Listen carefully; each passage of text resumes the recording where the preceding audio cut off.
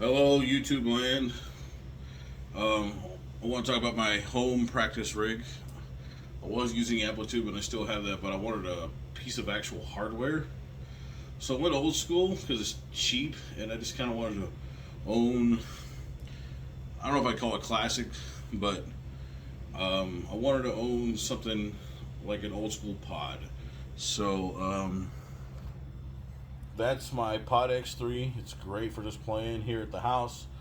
This is my computer monitors and plugged into that, literally, and it sounds great. Not a whole lot of bells and whistles. I'm still learning this thing. I don't have any super fancy tones on this because it's just for playing here at home. But it's great.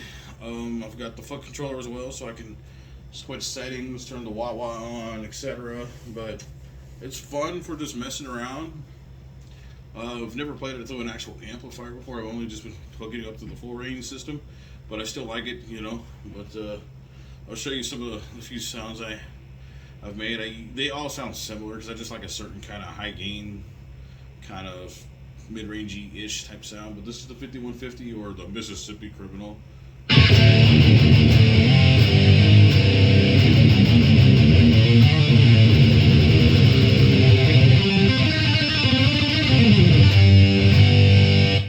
The first setting I was using when I first got this, and then this is my clean setting. It's based on a Roland jazz chorus. And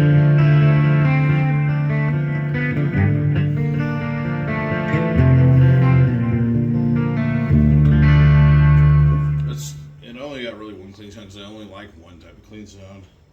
This right here is supposed to be based on an angle.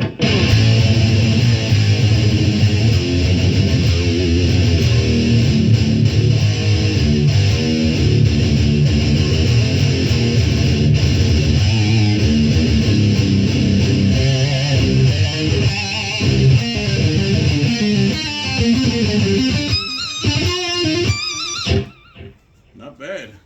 That's pretty brutal. And this last setting is a dual rectifier.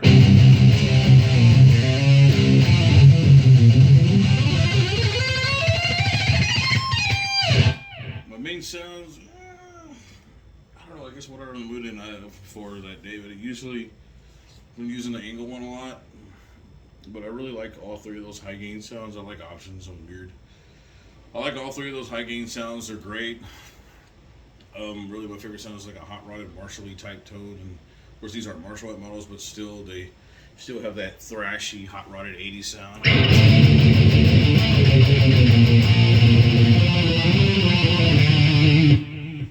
That sounds great. And the cab sim I'm using is based on the 1960. That's the cab tone I use. I mean, it's real simple. Just head, Marshall cab, setting, some delay, and really that's about it. Oh yeah, a bit of a tube screamer and noise gate.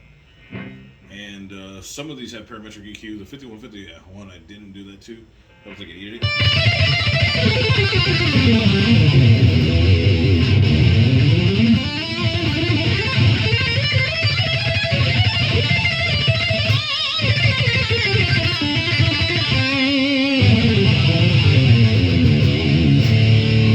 Being that I own a real 1960 in real life, I can vouch that the cab tone on here is freaking close. It's pretty damn close. And being that I've owned like two 6505s and a 5150 Mark III, I can vouch that this is definitely in that tonal ballpark.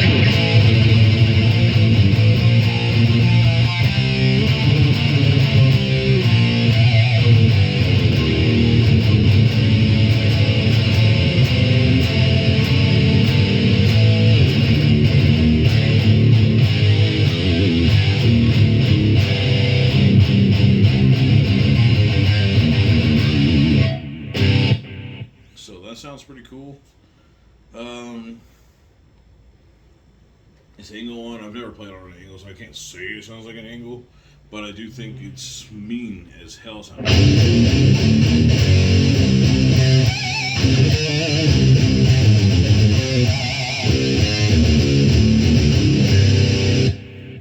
And then this last one is it's supposed to be a rectifier. Once again, I've not played on very many rectifiers, so I'm not going to claim it sounds like the real thing, but it's still a very tight metal sound. I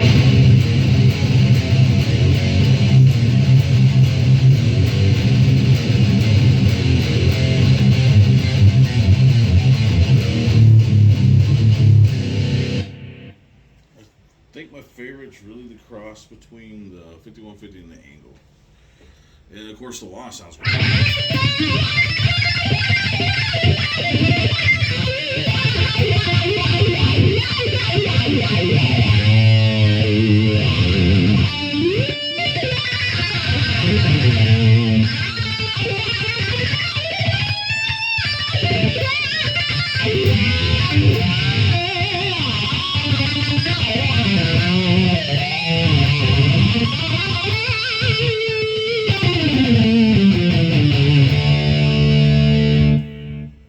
And of course, it cleans up.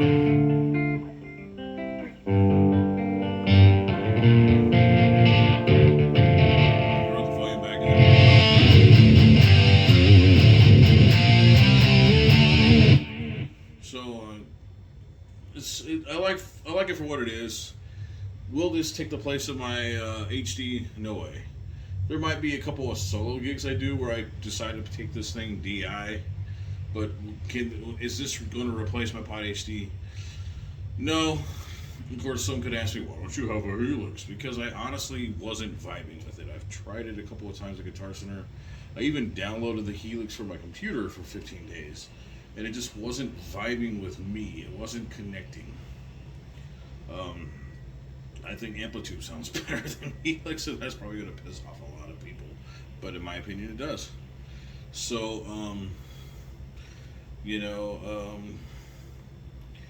I like this unit for what it is. I mean, maybe I'll do some recordings in the future with it.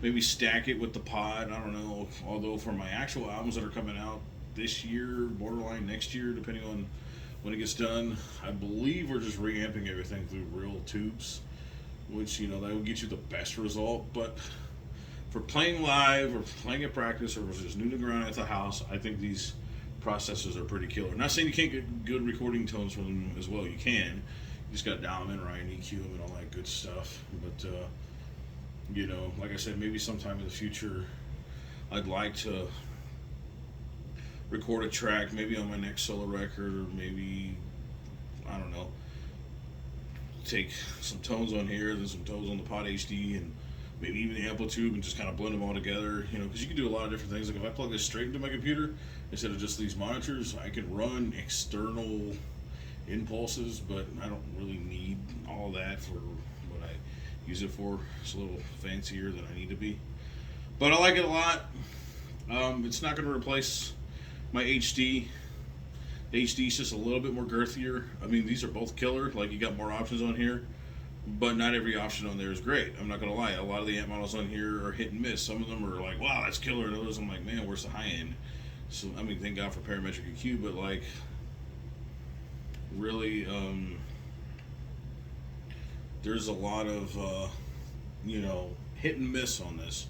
But the tones I've chosen, I think, are some of the best on here, and I think they sound great. So anyways, I enjoy this purchase. I don't regret it. It's a great little toy for practicing here at home, and I really dig it. And, anyways, I just wanted to show off my new toy. It's actually an old toy, but anyways.